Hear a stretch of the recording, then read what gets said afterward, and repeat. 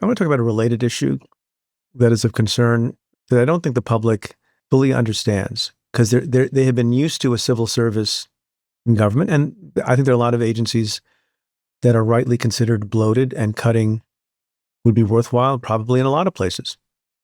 But, we didn't always have a civil service.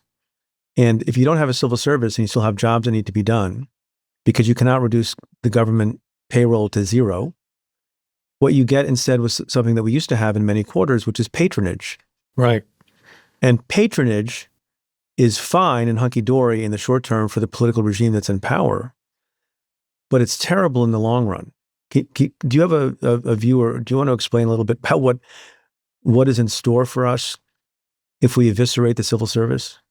Beginning with Donald Trump's favorite president, Andrew Jackson, you had the rise of the spoil system or the patronage system, where virtually every federal official was there because of a favor owed him by some politician.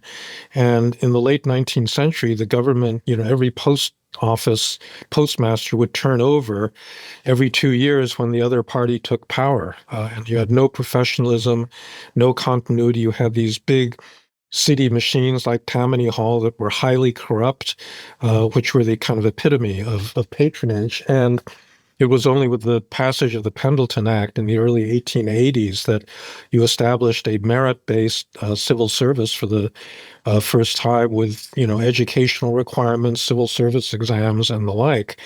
I think that's really the kind of system that we're heading back to, where you reward a political supporter not chosen on the basis of competence, but chosen on the basis of loyalty.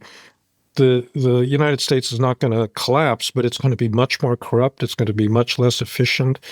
Part of the reason that the Pendleton Act was passed was that businesses didn't want to have to bribe politicians all the time to protect their interests. Cheaper way of going about it. So right now the business community is kind of waiting and seeing, and they're not taking an active role.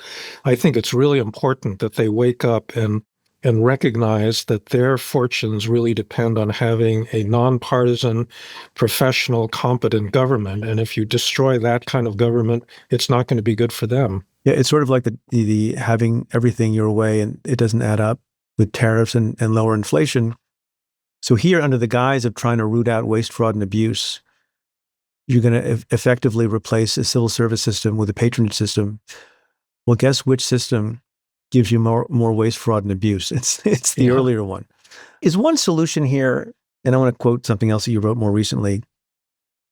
We always talk about the idea and the aspiration that everyone should vote and more people should be informed, which is, I guess, slightly different from saying that more people should be thinking about politics at the center of their life. But there are people who say maybe politics is too much the center of too many people's lives, even though we were very, very far away from full participation in elections.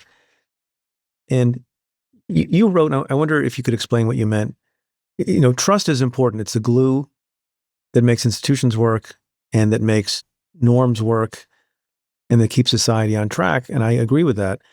But you're right, quote, generalized social trust depends on large parts of the society being apolitical or depoliticized, end quote. That sounds like a contradiction. Could you explain?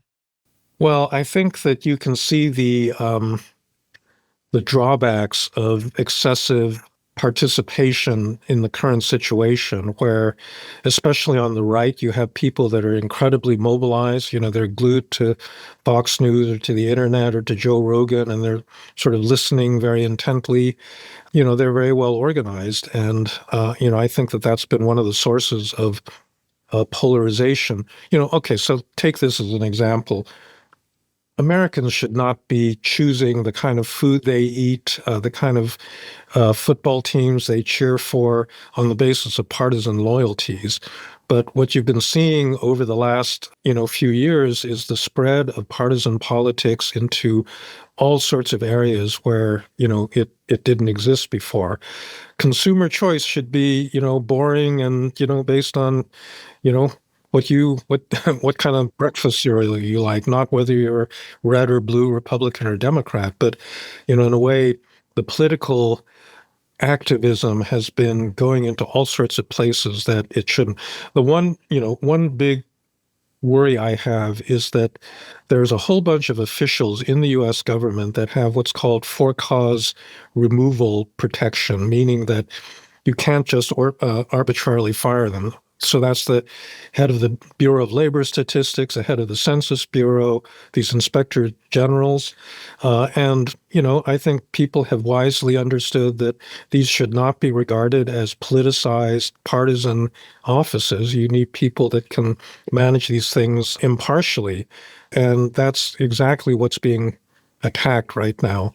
And these people are being fired and being replaced by people that are partisans. And so that's a kind of political activism that is really dangerous. These jobs really ought to be depoliticized. What is your assessment or advice, if you were being asked, for the shape, form, and substance of a rational and effective opposition to Donald Trump and his administration? The ultimate check on Donald Trump is going to be an election. I mean, that's the way our system works. And so we're out of them. He's done. Well, he's 2 for 3. That's part of the reason that he's on this tear right now, because he won the last election and he won it, pretty handily. And so he thinks that gives him a lot of legitimacy. And so really the only way that you're going to reverse that is by winning the next election, in the midterms. And that is going to be the product of people being mobilized. I mean, first of all, it depends on him making mistakes. I think that he's likely to make a lot of mistakes, especially in economic policy, if he does what he's threatening to do. Could be in foreign policy. If he actually wants to occupy Gaza, it's an insane idea. Let him try. But assuming that he does make mistakes that are not going to be popular, then there's going to be an opening in 2026. And I think to take advantage of that, you have to have, just normal, boring democratic politics. You got to mobilize people.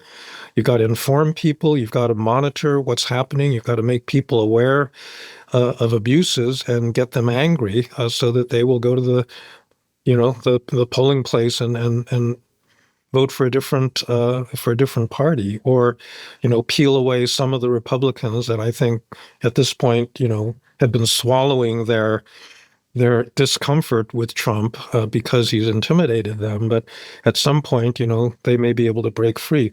I don't see any way other than that to stop him. Hey folks, never miss an episode of Stay Tuned. Hit that subscribe button now.